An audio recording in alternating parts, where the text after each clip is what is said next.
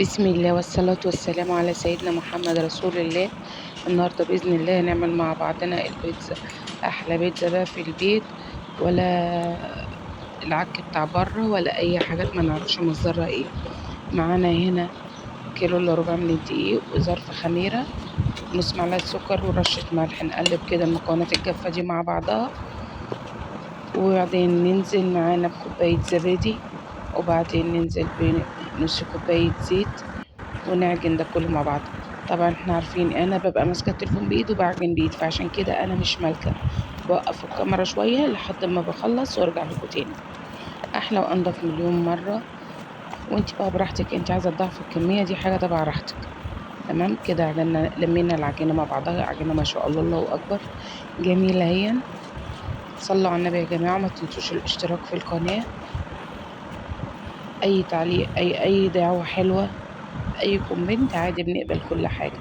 هنا بعد ما سيبناها، طبعا الجو حر، سبتها بالظبط ما كملتش نص ساعه، بقت بالمنظر ده عشان المقادير مظبوطه والعجينه مظبوطه. الله اكبر ما شاء الله.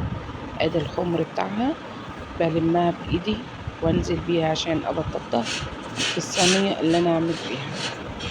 انا برضو بعمل بايد واحده، خلي دي مع في عقلكم يعني، تبقوا واخدين بالكم. فردتها هنا. طبعا انا بعمل ما شاء الله كذا صينيه، ماشي اهو. هنا انا عندك بقى، لو عندك صلصه في قلب البيت، انت عايزه تعملي صلصه البيتزا اللي هي طماطمتين مع فصين توم مع نص معلقه زعتر، ونسيبهم مع كوبايه زيت كده، بتاع معلقه زيت على النار مع بعضهم، بعد كده نضربهم في الخلاط، ودي صلصه البيتزا. انت عندك اي صلصه، كل حاجه بتمشي عادي. يعني عندك بقى التزويق ده طبعا حسب راحتك. هنا هتلاقي في واحده عليها جبنه كتير، في واحده هتلاقي عليها اللحمه هي اللي اكتر. هنا على حسب ما احنا ما بنحب.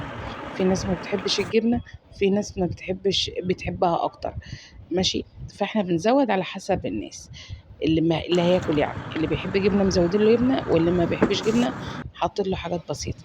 هنا ما شاء الله، هنا اهي في الفرن، الله اكبر. بصوا اتنفخت في الفرن عامله ازاي، حاجه كده منتهى الروقان، جميله جدا، روعه روعه ما شاء الله. الف هنا وشفا لكل اللي كل منها.